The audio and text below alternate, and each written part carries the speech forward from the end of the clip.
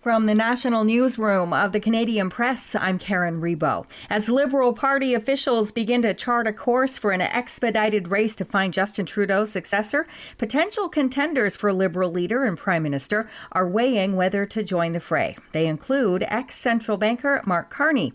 The former governor of the Bank of Canada and the Bank of England issued a statement last night saying he's encouraged by the support he's hearing and he's considering his decision with family over the next few days. Party officials are expected to meet this week to begin the process for selecting the new leader. From west to east, Canada's premiers are reacting to Prime Minister Justin Trudeau announcing plans to step down once the Liberals choose a new leader.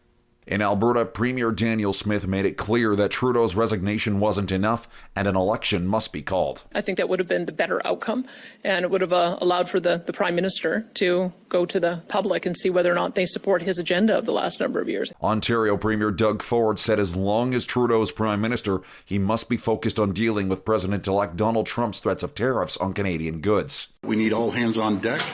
We need the Prime Minister to continue doing his job.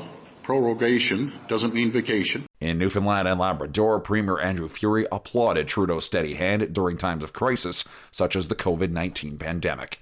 David Bowles, The Canadian Press.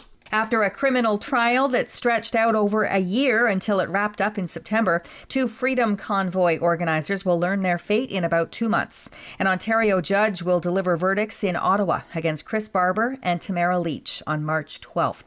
Each is co-accused of mischief, intimidation, and counseling people to break the law with their 3-week demonstration in downtown Ottawa in early 2022.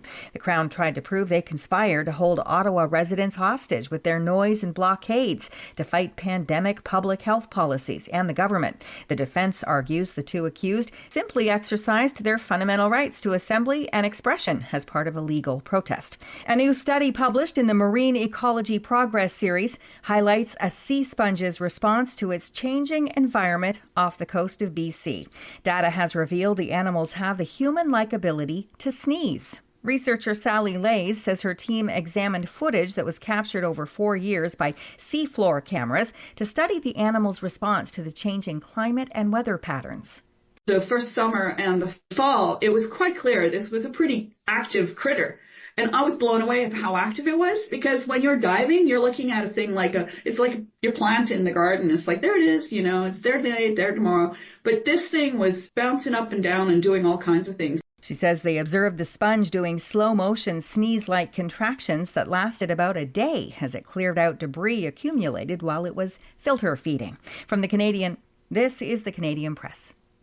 In sports, Nick Suzuki scored a power play goal 48 seconds into overtime as the Montreal Canadiens beat the Vancouver Canucks 5-4 in their return home from a 5-game road trip. Lane Hudson added a goal and 2 assists as Montreal moved into a playoff spot for the first time this season. The Habs have won 8 of 10 games, and Hudson hopes they can keep on rolling. It's pretty special. I mean, it's just great to be back home and, play that way in front of the fans, be relentless. There are 10 games on tonight's NHL schedule with 5 Canadian teams in action. The Edmonton Oilers will aim to win their 4th in a row when they visit the Boston Bruins. The Detroit Red Wings will host the Ottawa Senators, while the Toronto Maple Leafs will take their 4-game win streak to Philadelphia. The Winnipeg Jets will host Nashville, and the Calgary Flames visit the Anaheim Ducks. The Toronto Raptors' struggles continue. They fell 128-104 to the visiting Milwaukee Bucks last night. The Raptors have lost 13 of their past 14. From the Canadian Press, I'm Karen Rebo. Thanks for listening. Don't forget to follow and subscribe. For more of today's top stories, visit thecanadianpressnews.ca.